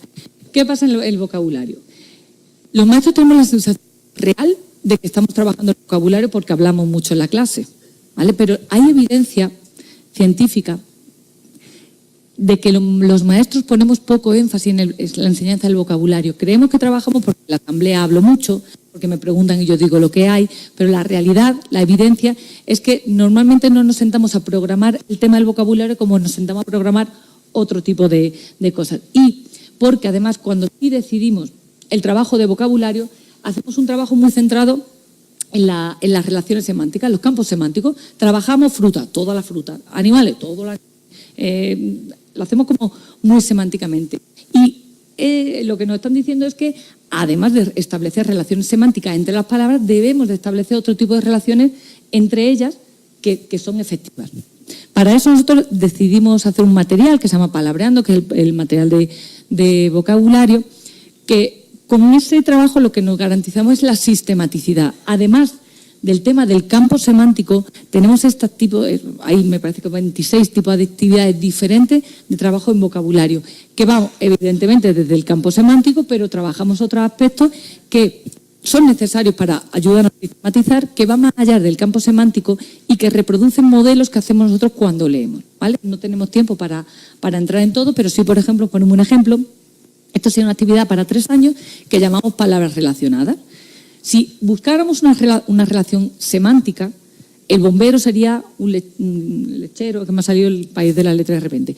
Bombero, médico, policía, semánticamente las profesiones serían esas. Lo que pedimos aquí es que ellos establezcan cuál de los 3 de abajo tiene relación con el de arriba y por qué. Es decir, el bombero lo tendrían que relacionar con el fuego y explicarnos por qué. Hay niños que sí relacionan, pero no te pueden explicar por qué. También esto, para mis colegas ALPT, que utilizamos mucho, por ejemplo, nosotros también para niños con TEL. Otro tipo de actividad, por ejemplo, sería decirles qué tienen en común. En esta ficha en concreto no tienen ninguna dificultad. ¿Qué tienen en común? Te dicen frutas. ¿Qué relación hay aquí? Semántica, son todas frutas. Pero hay, si le ponemos esta. ¿Qué relación tienen estas? Son redondas. Lo habéis visto todo muy bien. Genial, todo redonda. Pero ellos, como estamos acostumbrados a establecer con ellos relaciones semánticas, buscan una relación semántica. ¿Qué tiene que ver una naranja con una moneda? ¿Que la puedo comprar? Te buscan relaciones que no son, fíjate en la forma, fíjate. Y como esta podríamos ver un montón de actividades. Pero lo que creo que veáis aquí es eso, y es que el trabajo de vocabulario debe de ser sistemático, debemos de programarlo porque tiene entidad y necesidad propia y que tenemos que ir más allá del campo semántico. En cuanto a comprensión, nosotros hacemos un trabajo muy centrado en el trabajo de inferencias. La inferencia, porque hay evidencia de que el trabajo de la inferencia desde muy temprana edad hace que ellos sean mejores comprendedores. Realmente lo que hacemos al leer nosotros como adultos y como lectores expertos es inferir continuamente. Nosotros empezamos con ellos haciendo, en los 3 años hacemos, nosotros llamamos inferencias simples pautadas porque les vamos ayudando. En los 4 años hacen un trabajo sin pauta y a los 5 años hacemos uno oral y a los 6 años escrita. Entonces pasamos a verla rápidamente. 3 años sería algo así. Ponemos una imagen, la maestra infantil, que sois mágicas y sacáis de esta lámina 10 minutos hablando, podéis hablar aquí larga y tendido de esto es un señor, no sé cuánto, cómo va, Estáis hablando del tema, lo ponemos un poquito, lo metemos en harina y empezamos a preguntarle. ¿Y un pintor qué hace? ¿Cocina o pinta? Pinta. ¿Qué pinta? ¿El suelo o la pared? La pared. ¿Con qué pinta? ¿Con ceras o con pintura? Con pintura. ¿Qué pinta un pintor? ¿Una bici o una casa? Una casa. ¿Cómo acaba la ropa del pintor? ¿Sucia o limpia? Sucia. ¿Con qué pinta un pintor? ¿Con un vestido o con un mono? Con un mono. Y volvemos. Entonces, fíjate, le decimos que son detectives, que se están fijando en cosas. Entonces tú ves a este señor y ya sabes que va a pintar una pared, que pinta con pintura, que va a acabar sucio, que trabaja con un mono. Le hacemos darse cuenta de cosas pequeñas que luego vamos a utilizar cuando pasemos a 4 años, por ejemplo, le pongamos una imagen y le decimos, este es Juan. ¿Juan ve bien? Ahí es una inferencia visual. O sea, ellos ven una persona que tiene gafas, no ve bien. Aquí te van a decir que sí y que no. Pero hay veces que te dicen, no ve bien porque tiene gafas. O te dicen, ahora ve bien porque tiene gafas. ¿Vale? Pero tú ves a una persona por sistema con gafas y entiendes que esa persona no ve bien. Si no, no llevaría gafas. O una. Bueno, y en los 5 años lo que hacemos es contarle buscamos preguntas. Este tipo de trabajo lo estamos haciendo junto con la UNED de Madrid, con el profesor Gracia Madruga. Lo que nos hace es dividimos los tipos de preguntas y varios tipos de preguntas y nos aseguramos de que tenemos todos tipos de preguntas, porque también hay evidencia de que solemos hacer el mismo tipo de preguntas, ¿vale? Entonces son preguntas que buscan la inferencia. Una actividad, por ejemplo, podría ser esta, ¿vale? Hacemos con ello, aquí tenemos un gato y tenemos un ratón. El gato tiene menos dientes, el ratón tiene menos dientes que el gato. Entonces el gato tiene más dientes que el ratón. Es decir, lo mismo, pero de al revés. Pero eso es una inferencia. Y esto es lo que luego en las matemáticas se las desean porque tú lo que tienes que hacer es darle la vuelta. Muchas veces el problema matemático no es el problema, es que no hay una comprensión de esto, ni pueden hacer una inferencia. Si empezamos desde muy pequeños a trabajar esto lo hacemos con 5 años y... Hola, sí. Muy bien. Ahora Marian, aquí, va a mostrar cómo trabajamos el eje vertical, que es donde, sobre todo, vais a ver cómo trabajamos el tema de la continuidad fonológica, que es el pilar fundamental de nuestro programa. Pero rápidamente, aquí tenemos los resultados que os decía que quería que viera. La GAEB, la Agencia Andaluza de Evaluación Educativa, validó nuestro trabajo. Solamente del que va a mostraros Mariam, todavía no habíamos empezado a trabajar los aspectos de vocabulario y comprensión. Y aquí lo que hicieron es coger niños del centro Le Educa, coger niños del centro no Le Educa y evaluarlos, ellos con sus herramientas. Lo que vimos es que en todas las pruebas pasadas, los niños Le Educa eran superiores, sobre todo en eficacia lectora, que es donde impacta el trabajo de conciencia fonológica. veíamos que tenían puntos por encima o 13,2 en eficacia lectora. Pero lo mejor de todo estaba por llegar, porque lo que nos están diciendo también es que cuanto más bajo es el nivel socioeconómico, más impacto tiene este tipo de programas. Claro, le estamos dando la medicina, le estamos dando lo que necesitan. De manera que poníamos a los niños de niveles socioeconómicos muy bajos al nivel de centros de niveles socioeconómicos medio altos. Veis que tenemos una ganancia de 37 puntos por encima en velocidad lectora con el trabajo de conciencia fonológica, que puede ser que puede ser cualquiera. No olvidéis, por favor, el trabajo de conciencia fonológica y de todos los aspectos. Pero la conciencia fonológica, tenéis que haceros super fan, Marian. Te lo voy a poner para que ya os ponga de fan. Muchas gracias.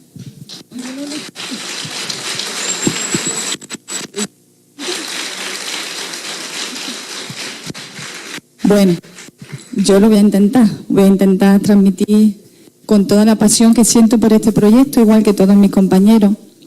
Y lo hacemos así porque realmente creemos que queremos cambiarlo, queremos cambiar la educación y lo tenemos que conseguir. No lo tenemos que creer, pero tenemos que seguir los pasos que Juan nos ha dicho. Tenemos que dotar de profesionalidad nuestro trabajo.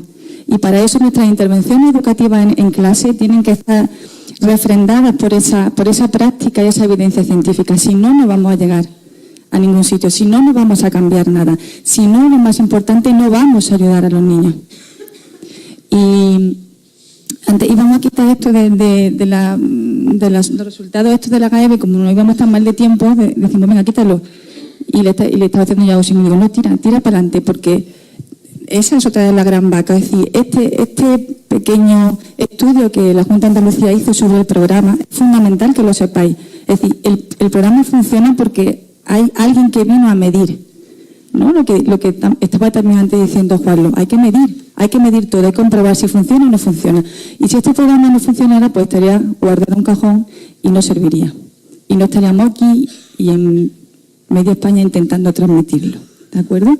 Bueno, pues sobre esta base tan importante que ya Juan lo ha abonado, que ya USI sigue trabajando para mí, que es la última, nuestra infantil, compañera vuestra, y que conoció el tema de la conciencia fonológica y se enamoró precisamente, totalmente de ello, ¿no? Porque veía la gran ayuda que podíamos hacer en nuestros pequeños alumnos, desde esos momentos tan tempranos, desde esa prevención, desde esa detección temprana, que cada vez estoy convencida que es la base de empezar a cambiar algo en el sistema educativo, ¿no?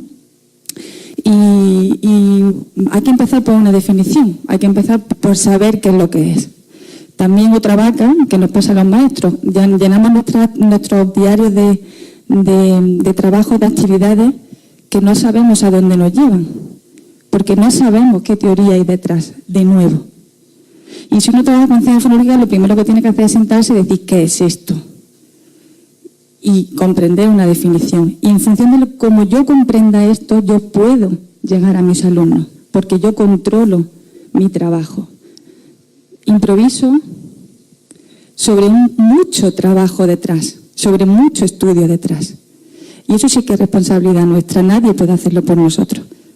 Nosotros orientamos, motivamos, Juan lo cuenta, él también me lo cuenta a mí, yo también, para ver, porque él lo cuenta y me lo cuenta a mí, ya sí, pero también hay muchas horas de sentarse y trabajar y estudiar que todos tenemos que hacer. Y bueno, pues nos gusta esta definición porque es fácil, es sencilla y dice que es un conjunto de habilidades que están relacionadas con que los niños comprendan que cuando hablamos el lenguaje oral está compuesto por sonidos y que esos sonidos son manipulables. En otras palabras, hay que pararlos a pensar y decir, párate y escucha lo que hablas, que eso suena de una manera que va a estar estructurada en diferentes segmentos o estructuras. Van a ser sílabas, van a ser palabras, van a ser fonemas. Y esos trocitos, tú, que ahora eres consciente de que eso suena así, los vas a poder manipular, los vas a poder cambiar, ponerlos delante, ponerlos detrás. ¿Y cómo lo vamos a hacer? Pues lo vamos a hacer jugando. Y lo vamos a hacer hablando. Conciencia fonológica es lenguaje oral. En ese continuo tan importante que es lenguaje oral y lenguaje escrito. Y la etapa de infantil es la etapa del lenguaje oral. Todo lo bien y todo lo mejor que intervengamos en el lenguaje oral en esas edades va a ser mejora para el futuro lenguaje escrito, que no es más que una transferencia a esa parte. Dale, señor, que no llego. Bien, pues comprendiendo más o menos qué es la conciencia fonológica, nuestra habilidad de reflexión sobre el propio lenguaje, sabiendo que ese trabajo junto al principio alfabético es el más poderoso aliado, como he dicho antes, Ausi, para aprender a leer, y que esto no emerge un día en el niño, no es una reacción espontánea que surge, sino que necesita de nuestro trabajo, necesita de nuestra intervención, necesita de ser estimulado. Pues decimos, esto es lo más importante para aprender a leer y además hay que estimularlo, hay que trabajarlo, vamos a hacer un programa donde en la etapa de infantil, que es la etapa del lenguaje oral donde se puede trabajar mejor la conciencia fonológica, que prevenga y que trabaje este aspecto. Y así pues surgió un poco todo este programa. La conciencia fonológica posiblemente sí que se trabaje en las aulas, pero como ha dicho también Ausi, de manera muy descontextualizada, poco ordenada, sin saber un poco por dónde ir. Quizá el nivel silábico es lo que más hacemos. ¿Quién no ha contado sílabas en clase? Pues todo, ¿verdad? Y lo seguimos haciendo y hay que seguir haciéndolo. Pero ¿para qué contamos sílabas? No lo sabemos, ¿no? Si nos quedamos ahí a lo mejor no tiene sentido. Y hemos contado palabras antes de contar sílabas y después hemos contado fonemas. Digamos que vuelve a haber falta quizás por nuestra parte de desconocimiento y de formación. Bueno, pues yo explico así rápidamente que la conciencia fonológica tiene como 3 niveles grandes, que lo que hace es partir de las estructuras más grandes, trabajar sobre estructuras más grandes hasta estructuras más pequeñas, porque los niños están capacitados de realizar juicios de valor sobre estos segmentos en función de la edad, ¿no?, que van teniendo. Y así nos dicen que lo primero que hay que trabajar es el nivel léxico, la palabra. La palabra está compuesta por sílabas, conciencia silábica, después la sílaba y por último, dentro de la sílaba, la unidad subléxica más pequeña es el fonema, sería la conciencia fonémica sobre la que también intervendremos, ¿vale? Ese sería el orden correcto de ir trabajando. Por eso a lo mejor en 3 años no es lógico comenzar a trabajar una letra, ¿no? Bueno, pues sigo. ¿Distribuido el trabajo? Pues en función de esta evolución, que no la digo yo, sino la dicen autoras tan importantes como De Fior o Carrillo, pues dicen que a los 3 años es mejor trabajar la conciencia léxica, a los 4 la silábica, a los 5 la fonémica, y esa es la estructura, si veis ahí que le hemos dado al programa, avanzando en las semanas de intervención. De esta manera, en 3 añitos se dedican solo 14 semanas, en 4 años ya aumentamos a 20 y en 5 años el programa se convierte en 24 semanas, ocupando prácticamente todo el curso escolar. Vamos a ver rápido y fugaz, muy fugaz, actividades de cada uno de los niveles y no todas las actividades, pero sí con un ejemplo quizás de las que son más importantes. Este esquema nos va a acompañar siempre en toda la intervención. Digamos que la base de la metodología del trabajo de conciencia fonológica es este: cuento, identifico y manipulo. Siempre en este orden. Estudios de Juanlo y de Bordoy nos dicen que lo más importante son las actividades de manipulación. Esas son las que nos interesan, pero también hay evidencia de que estas son las que menos trabajamos nosotros en clase. Las que menos. De identificación, de conteo, ya sabemos que sí. De identificación, también, porque ¿quién no le pregunta a un niño, venga, palabras que empiezan por más? ¿Vale? Esas sí que las hacemos. Pero las más importantes, las que realmente van a hacer emerger esa conciencia fonológica en sus distintos niveles, van a ser las de manipulación. ¿Y por qué necesitamos contar e identificar? Precisamente para llegar a ellas. No podemos decirle a un niño directamente, si a zapato le quito za, ¿qué me queda? Si antes no sabe que zapato tiene zapato, 3 sílabas, y que la que le pedimos que quite es za, que es la primera. Identifica la primera y esta es la que quitas. El proceso, habéis visto, es primero cuento, después identifico la que quiero manipular y una vez que la he identificado, después hago la manipulación. Con lo cual no puedo dar ese salto de aprendizaje tan grande si no paso previamente por esos pasos anteriores. ¿Vale? Entender la secuencia, cuento, identifico, manipulo. Bien, pues todas las actividades que vamos a ver están basadas en este esquema, pero el trabajo que se hace va a ser sobre palabra, sobre sílaba o sobre fonema. ¿De acuerdo? Bien, bueno, el tema de la rima, que también he comentado antes, Ausi, no es en sí ningún nivel de conciencia fonológica, pero sí que lo trabajamos por la relación tremendamente estrecha que tiene con ella y son, previamente ha dicho Juanlu, algunas que son muy predictivas, ¿no? Son como muy predictivas, nos ayudan mucho a saber que el niño que falla en esto posiblemente tenga dificultad. Pues el tema de la rima es una de ellas, ¿no? Y por eso intervenimos sobre ella. Tenemos diferentes, creo que son 3 tipos de trabajo sobre rima. Os traemos esta, que es sobre el modelo que sería ahí de manzana, la rima enana. Pues jugamos con los niños, les decimos cuál de ellos rima con manzana, o podemos jugar a decirle que nos busquen cuál de ellos se ha colado ahí, cuál no rima, ¿vale? El tema de la rima, yo, desde el punto de vista metodológico, diría que es bastante difícil que las detecten, y cuanto más en 3-4 años es difícil, pero trabajándolas lo consiguen. Y lo único que os digo es que no por cantar una canción, por leer un cuento que acabe en una rima, una adivinanza, una poesía, pensemos que estamos trabajando ya rima. Hay que hacerles conscientes, hay que hacer emerger esa conciencia de que Ana, manzana, Ana, suena, párate, escucha, manzana, Ana, al final suena igual que rana. Manzana, Ana, suena igual que Ana, suena igual al final, además. ¿De acuerdo? No penséis que ellos escuchan manzana, rana, riman. No. Hacer consciente de mi lenguaje oral, que en este caso lo que quiero que fijen es que esa palabra al final tiene unos sonidos que son iguales. ¿Vale? Bueno, una vez que hemos visto la rima, comenzamos con las actividades de niveles de la conciencia en sí. Lo primero que he dicho son el trabajo sobre palabras. Igual que hemos contado sílabas, antes hay que empezar contando palabras, porque las sílabas pertenecen, forman las palabras. ¿Por qué damos ese salto? Vamos a empezar por la estructura más grande, que es la palabra, ¿vale? Como son pequeñitos, entre años, con esas tarjetas, y le dice a la niña, ¿qué pone aquí? ¿No? ¿Qué dice ahí? Y la niña dice, Momo, que es su nombre, Momo cocina un pez. Y la señora le corrige y le dice, un pez, ¿no? Pescado. Una tarjeta, una palabra. No es lo mismo un pez, 2 palabras, que pescado.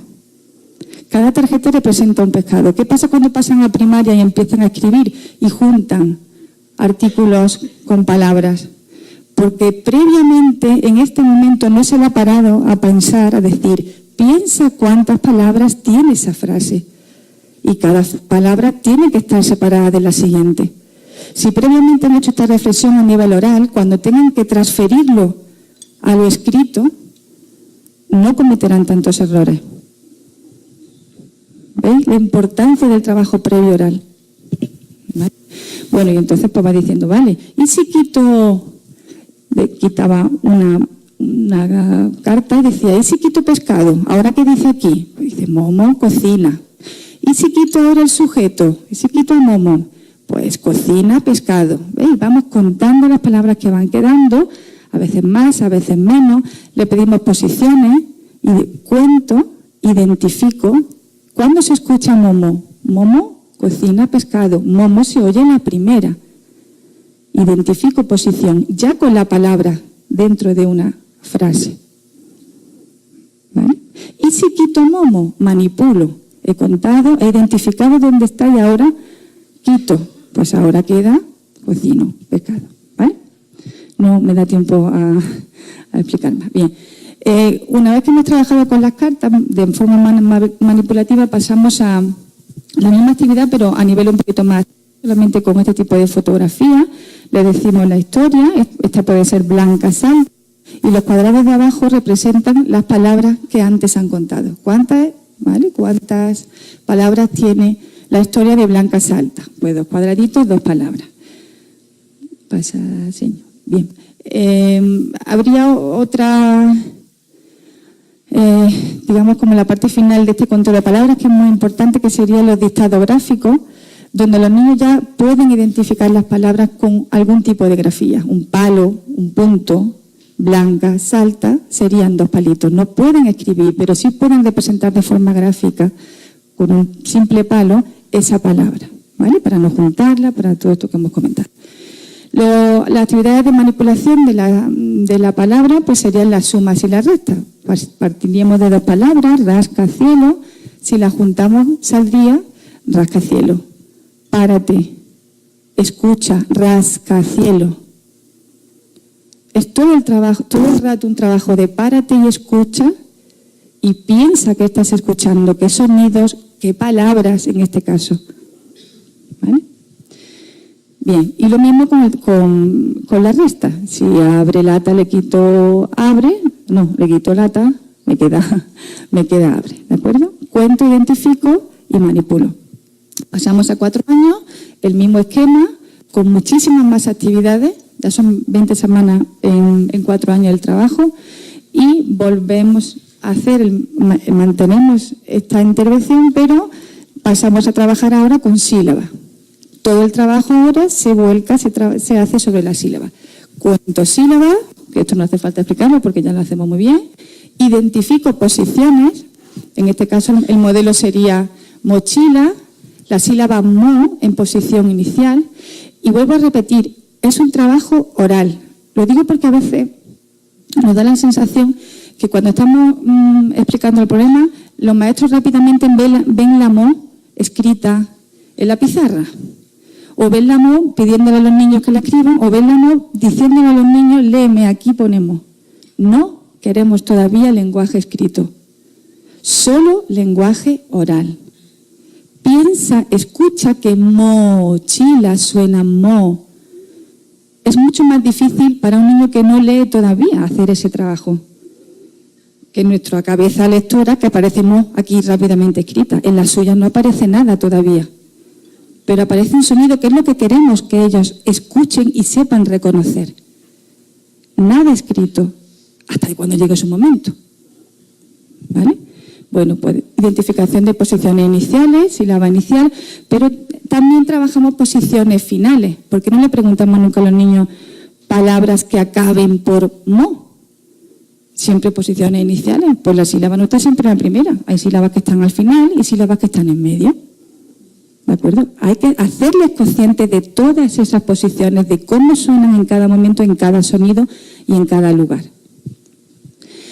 Y después de contar e identificar, lo último, manipulamos el ejemplo que antes os ponía. Si a zapato le pongo za, no le quito, ahora le pongo zapato, le pongo za, tengo zapato. Pero para eso me hace falta saber que pato tiene 2, que pa es la primera y que delante de esta es donde yo tengo que poner la za. Za, pato. ¿De acuerdo? Nos pasamos. Y igual otro tipo de manipulación sería lo inverso, que sería las omisiones. Lo mismo, ¿vale? Si a pelota le quito ta, pues me quedaría pelo. Llegamos a 5 años y de nuevo el esquema importante que no queremos que se olvide. Y las actividades que trabajamos en este nivel estarían sobre el fonema. ¿Veis? La unidad más pequeñita que tenemos, los niños de 5 años ya sí están capacitados para pensar sobre este sonido tan pequeñito. En 3 años no. En 5 sí. ¿De acuerdo? Bien, lo mismo. Primero contamos, pero ahora no contamos zapato. Ahora contamos o. ¿De acuerdo? Vamos contando 2 fonemas. Si habéis dado cuenta antes, la conciencia léxica la representamos, lo que es la unidad sobre la que trabajamos, las palabras son cuadrados, las sílabas son cruces y los fonemas son círculos. Porque esta diferenciación de las unidades les cuesta al principio a ellos, ¿no? Entonces, una forma más de ayudarles en ese apoyo de diferenciar cada una de las cosas sobre las que están haciendo el trabajo, pues es utilizar diferentes símbolos. Ahí tenemos palabras largas con todos los círculos Y el paso siguiente, una vez que cuento, lo mismo, sería identificar posición. Ahora no identifico la mo. Ahora, en ese caso, por ejemplo, identifico la d. ¿Qué palabra empieza por suena primero? ¿Qué palabra suena primero la d? ¿Vale? O cuál de ellas no. Ya sabéis que podemos buscar el intruso o lo contrario. No solo en posiciones iniciales, como he dicho, sino también en posiciones finales, intermedias, en todas. Y por último, de nuevo, el trabajo de manipulación, que sabemos ya que ese es el al que tenemos que llegar realmente. Ahí es donde está la enjundia del trabajo, ¿no?, de la conciencia fonológica. Y lo haríamos pues igual que antes. Si a ojo, en este caso, le pongo delante r, tengo r, ojo. Y con las omisiones, pues igual. La última, que sonaría l, pues tengo. Además de este tipo de estas tres actividades básicas, hay muchas más en el programa. Hay actividades de síntesis, hay actividades de segmentación, hay actividades de word building, de construcción de palabras. Hay muchas más, ¿vale? Pero no nos daba tiempo por la extensión. Pero esta estructura sí es verdad que es importante que la tengáis muy clara. Bien, y introducimos el principio alfabético también. Como he dicho antes, Ausi, uno de los 5, de los Big Five, estos, me acuerdo siempre de los Jackson Five, estos 5 grandes, conciencia fonológica, comprensión, vocabulario, principio alfabético es uno de ellos, y aparece siempre muy ligado a la conciencia fonológica porque se trabaja junto a la conciencia fonémica. El principio alfabético no es otra cosa que ese párate y reflexiona y escucha. Cuando llegamos a lo fonémico, párate, reflexiona, escucha que la s, ese sonido s, es así, y ellos ya saben identificar, mira, s, y lo han puesto delante, lo han puesto detrás, lo han manipulado. Sí, yo ya lo escucho y sé dónde está. Ahora hay que decirle, además que tú escuches que eso suena s, así, cada vez que tú escuches ese sonido, va a estar relacionado directamente, van juntos, con este dibujo. O este, ¿vale? Mayúscula o minúscula. Relación entre fonema, ese sonido que ya reconozco y escucho, y sé posicionar, y sé quitar, y sé poner, lo relaciono con este dibujito.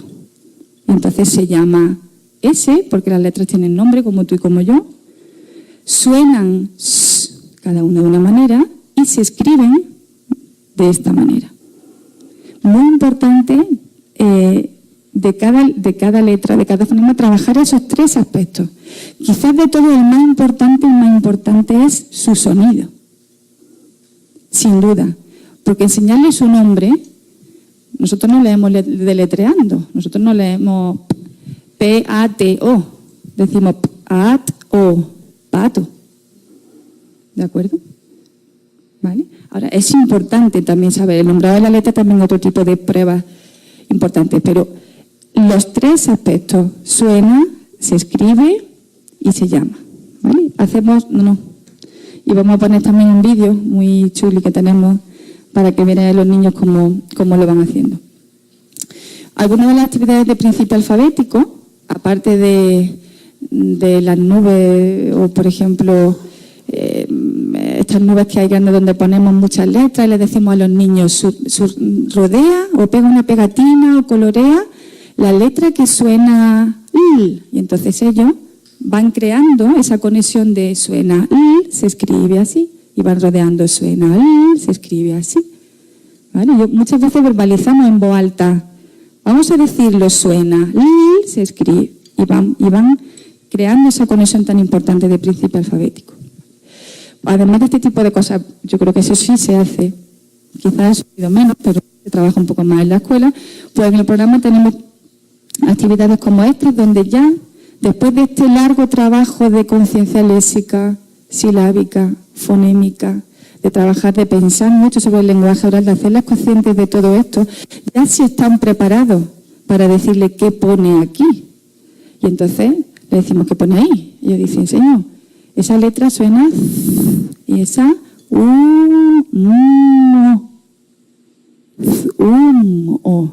Y al principio su lectura es como muy, así como alargan mucho, los fonemas, ¿no? Pero rápidamente van pasando a la sílaba. No todos, pero nosotros, este trabajo nos ha permitido ir viendo en qué pasito, en qué escaloncito del camino los niños se han quedado. Porque a lo mejor hay niños que cuentan, pero cuando tienen que identificar posiciones, no pueden. Ahí es donde empezamos ya a intervenir, no esperamos a la espera que madure. A lo mejor el niño cuenta e identifica, pero cuando llegamos a la manipulación, ya se pierde. Nos permite ir controlando nuestro trabajo y sabiendo dónde tenemos que intervenir sin esperar tanto. ¿De acuerdo? No sé qué tiempo es, no sé. Vamos bien, pues estupendo. Que tiremos muchas vacas, todas las que hagan falta por el precipicio para cambiar la educación, que lo vamos a conseguir.